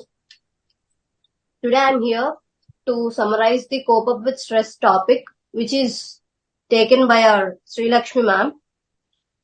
Ma'am, starting అసలు introduction మన personality చాలా important అంటూ start చేశారు. ఆ personality development ని stop చేసేది, దానికి అడ్డుపడేది స్ట్రెస్ అంటూ స్టార్ట్ చేశారు. స్ట్రెస్ అంటే ఏంటి? అసలు స్ట్రెస్ అంటే మనం ఏదైనా పనిని చేయాలనుకుంటున్నప్పుడు మన మీద పడే ఒక ప్రెషర్ అంటూ ఒక చిన్న డిస్కషన్ పెట్టి స్ట్రెస్ ని డిఫైన్ చేశారు. ఒక ఎగ్జాంపుల్ ఇచ్చారు. అక్కడ ఒక టీచర్ స్కూల్లో ఉన్న ఒక క్లాస్ లో ఎంటర్ అయినప్పుడు ప్లెజెంట్ గా ఉంటారు, అక్కడ ప్లెజెంట్ గా క్లాస్ చెప్పాలనుకుంటారు. కానీ అక్కడ ఉన్న స్టూడెంట్స్ ని, చిల్డ్రన్ ని చూసి ఆ ప్లెజెంట్నెస్ అంతా చేంజ్ అయిపోయి స్ట్రెస్ ఫీల్ అవడం స్టార్ట్ చేస్తారు. ఈ స్ట్రెస్ అనేది ప్రొఫెషనల్ గా ఉండొచ్చు, పర్సనల్ గా ఉండొచ్చు. స్ట్రెస్ అంటే మనకంటూ ఒక రిలాక్సేషన్ ఉండకపోవటం అని చెప్పారు. ఈ స్ట్రెస్ వల్ల మనకు చాలా డిసడ్వాంటేజెస్ ఉండొచ్చు, అడ్వాంటేజెస్ కూడా ఉంటాయి. డిసడ్వాంటేజ్ వచ్చేసి ఫస్ట్ మన అవుట్పుట్ అనేది లోగా ఉంటుంది. అండ్ ఈ స్ట్రెస్ ఏంటంటే కాన్ఫ్లిక్ట్ కి లీడ్ చేసిద్ది. కాన్ఫ్లిక్ట్ అంటే struggle or disagreement between two individual groups. అది ఒక ఘర్షణ అని చెప్పారు. కాన్ఫ్లిక్ట్ అనేది క్రానిక్ ఇల్నెస్ కి లీడ్ చేసిద్ది. కాన్ఫ్లిక్ట్ అంటే మనకి ఒక కాంట్రవర్సీ వచ్చి మన చుట్టూ ఉన్న రిలేషన్స్ డ్యామేజ్ అవ్వటం, ఇలా జరుగుతూ ఉంటుంది. ఇదంతా డిస్ట్రక్టివ్ స్ట్రెస్ వల్ల వచ్చే destructive conflict. Sources of stress. First source వచ్చేసి work related, academic stress, financial stress, relationship stress, health stress, environmental stress. Work related stress అంటే మనకు ఆఫీస్ లో గానీ లేదా మనం వర్క్ చేసే ఏరియాలో వచ్చే స్ట్రెస్ అనేది వర్క్ రిలేటెడ్ గా ఉంటుంది. ఎకడమిక్ స్ట్రెస్ అంటే స్టూడెంట్స్ కి లైక్ హోంవర్క్ గానీ, పేరెంటల్ ప్రెషర్ గానీ, పేరెంట్స్ వాళ్ళ ఆలోచనని వాళ్ళ పిల్లల మీద పెట్టడం వల్ల వచ్చే స్ట్రెస్ స్టూడెంట్స్ కి ఉంటుంది. ఫినాన్షియల్ స్ట్రెస్ అంటే మనం ఫినాన్షియల్ గా ఏ మేనేజ్మెంట్ లేకపోవటం, లైక్ మనం మేనేజ్ చేసుకోలేకపోవటం వల్ల ఫినాన్షియల్ ఇష్యూస్ రావడం వల్ల వచ్చే stress financial stress. Relationship stress అంటే లైక్ మనం ఎవరితో అయితే రిలేషన్ లో ఉంటామో వాళ్ళు మనతో సరిగ్గా మాట్లాడకపోవటం, బ్రేకప్స్, వీటి వల్ల వచ్చే రిలేషన్షిప్ స్ట్రెస్. హెల్త్ స్ట్రెస్ అంటే లైక్ మన హెల్త్ పాడు చేసుకోవడం, హెడేక్స్, బ్లడ్ ప్రెషర్, ఇవన్నీ తెచ్చుకోవడం వల్ల ఇవన్నీ వచ్చేది హెల్త్ స్ట్రెస్ వల్ల. ఇంకొచ్చేసి ఎన్విరాన్మెంటల్ స్ట్రెస్. ఎన్విరాన్మెంటల్ స్ట్రెస్ అంటే మన చుట్టూ ఉండే సరౌండింగ్స్ యొక్క బిహేవియర్ వల్ల మన మీద పడే స్ట్రెస్ అనేది ఎన్విరాన్మెంటల్ స్ట్రెస్. స్ట్రెస్సర్స్ అంటే ఇప్పుడు టీనేజర్స్ మీద పడే స్ట్రెస్, లైక్ వాళ్ళ డిమాండ్స్ ని వాళ్ళు ఫుల్ఫిల్ చేసుకోలేకపోవటం. ఫిజికల్ ఎన్వైరన్మెంట్ వల్ల వచ్చే స్ట్రెస్ అంటే like sensitivity to lights and sounds, అలాంటిది అనమాట. లైఫ్ స్టైల్, లైఫ్ ఈవెంట్స్ వల్ల కూడా స్ట్రెస్ వస్తుంది. లైఫ్ ఈవెంట్స్ అంటే మన లవ్డ్ వన్స్ ఎవరైనా చనిపోయినప్పుడు లైక్ వాళ్ళతో మనకున్న బాండ్ అవన్నీ గుర్తు తెచ్చుకోవటం వల్ల మన మీద కొంత స్ట్రెస్ అనేది ఉంటుంది. లైఫ్ స్టైల్ మీద వచ్చే ఎఫెక్ట్ ఏంటంటే మనం బద్ధకంగా ఉంటాం, మెషినరీ లైక్ వర్క్ చేయటం అట్లా ఉంటది. ఫస్ట్ మనం వర్క్ రిలేటెడ్ స్ట్రెస్ గురించి చూద్దాం. ఇందాక చెప్పినట్టు టీచర్ స్ట్రెస్ ఇన్ స్కూల్ అంటే వాళ్ళకి ఇచ్చిన కొంత టైంలో ఆ సిలబస్ మొత్తం కంప్లీట్ చేయలేకపోవటం, ఆ వర్క్ లోడ్ ఎక్కువ అవటం, దీనివల్ల వర్క్ మీద బోర్డమ్ రావటం, డెడ్ లైన్స్ పెట్టడం వల్ల ఎక్కువ స్ట్రెస్ ఉంటది, సస్పెన్షన్ ఆర్డర్స్, వీటన్నిటి వల్ల వచ్చే స్ట్రెస్ అనేది వర్క్ రిలేటెడ్ స్ట్రెస్. ఇంకా ప్రైవేట్ జాబ్స్ కి వచ్చేసి ఇన్సెక్యూరిటీ, వాళ్ళ జాబ్ ఉంటదా ఈ రోజు లేదా పోయిద్దా అనే ఇన్సెక్యూరిటీ వల్ల వచ్చేది కూడా work related. Academic stress, students కి గ్రేడ్స్ అండ్ ఎగ్జామ్స్ వల్ల వచ్చే స్ట్రెస్. వీటి వల్ల స్టూడెంట్స్ ఇంక ఈజియెస్ట్ వేస్ చూస్ చేసుకుంటున్నారు, లైక్ స్లిప్స్ పెట్టడం, కాపీ చేయడం అట్లా. ఫినాన్షియల్ స్ట్రెస్, ఫినాన్షియల్ మేనేజ్మెంట్ లేకపోవటం, సడన్ ఇష్యూస్ రావటం, లేదా సమ్ టైమ్స్ నేచర్ సహకరించకపోవటం. Relationship stress, breakups and expectations etcetera. Health issues, ఏదో ఒక డిసీజ్ మనకు వచ్చిందని చెప్పి ఆ డిసీజ్ గురించి మనం చాలా టెన్షన్ పడుతూ దాన్ని యాక్సెప్ట్ చేయకుండా ఇర్రేషనల్ ఫియర్ తో ఏదో అయిపోతుంది నాకు అనే స్ట్రెస్ లో ఉంటాం. అది హెల్త్ వల్ల వచ్చే స్ట్రెస్. ఎన్విరాన్మెంటల్ స్ట్రెస్ అంటే మన సరౌండింగ్స్ ఇష్యూస్ వల్ల వచ్చే స్ట్రెస్. దానికి ఎగ్జాంపుల్ ఏమి ఇచ్చారంటే టెంపరేచర్ అండ్ ట్రాఫిక్ పొల్యూషన్, వీటి వల్ల వచ్చే స్ట్రెస్ అని చెప్పారు. ఇంకొక కర్వ్ చూపిస్తూ మేడం స్ట్రెస్ లెవెల్స్ ని క్లియర్ గా చూపించారు. ఫస్ట్ వచ్చేసి లో లెవెల్ ఆఫ్ స్ట్రెస్. దీని వల్ల ఏంటంటే మనం ఇన్యాక్టివ్ గా ఉంటాం, వెనకబడి ఉండటం, డిమోటివేటెడ్ గా బద్ధకంగా ఉంటాం. ఆప్టిమమ్ స్ట్రెస్ అంటే ఉండాల్సిన కరెక్ట్ స్ట్రెస్ అన్నమాట.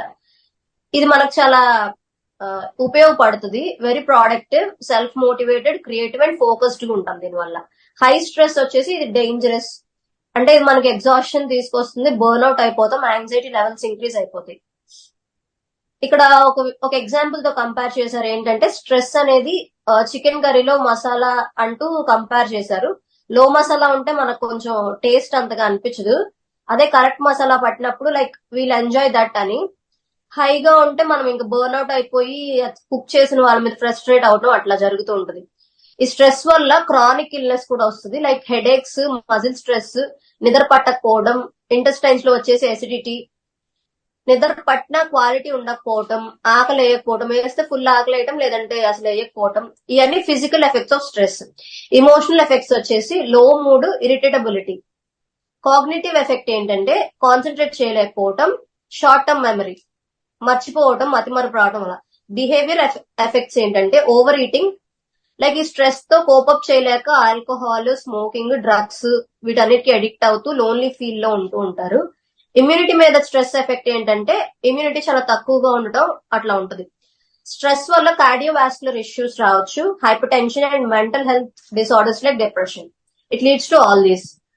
ఇప్పుడు positive stress like constructive stress వల్ల మనకు వచ్చే ఎఫెక్ట్స్. ఇదేంటంటే మనకు ఒక మోటివేటర్ లా యాక్ట్ చేస్తుంది, సెల్ఫ్ మోటివేషన్ ఇస్తుంది, మనకి బెస్ట్ అవుట్పుట్ రావడానికి హెల్ప్ చేస్తుంది. ఇక్కడ మేడం తీసుకున్న ఎగ్జాంపుల్ ఏంటంటే ఒక ఐఏఎస్ స్టూడెంట్, లైక్ అతను తన టార్గెట్ ని రీచ్ అవడానికి ఈ పాజిటివ్ స్ట్రెస్ అనేది చాలా హెల్ప్ చేస్తుంది. తనకు ఒక సెల్ఫ్ మోటివేషన్ లాగా నేను ఎలాగైనా సాధించాలి అని తన గోల్ రీచ్ కావడానికి తను చాలా ట్రై చేస్తాడు ఈ పాజిటివ్ స్ట్రెస్ వల్ల. ఈ పాజిటివ్ స్ట్రెస్ వల్ల ఏంటంటే అడాప్టేషన్ జరిగిద్ది, లైక్ సర్దుబాటు అనమాట. ఇప్పుడు ఈ ఐఏఎస్ స్టూడెంట్ ఏంటంటే తన గోల్ రీచ్ అవడానికి తన బుక్స్ కానీ దానికి సంబంధించిన కంటెంట్ ఎలా గ్యాదర్ చేసుకోవాలని ఆ కంటెంట్ తీసుకోవడానికి చూస్తాడు. సెకండ్ వచ్చేసి అబిలిటీ, అతనికి కొత్తవి నేర్చుకునే అబిలిటీ అనేది క్రియేట్ అవుతుంది ఈ పాజిటివ్ స్ట్రెస్ వల్ల. మెమరీని ఇంప్రూవ్ చేస్తుంది, ఆటోమేటిక్ గా మన బ్రెయిన్ ఇప్పుడు నేను ఈ గోల్ రీచ్ అవ్వాలి అని తన మెమరీని డెవలప్ చేస్తుంది. ఇంకోటి సోషల్ బాండింగ్, అంటే లైక్ ఈయన అనుకున్న గోల్ రీచ్ అవడానికి ప్రీవియస్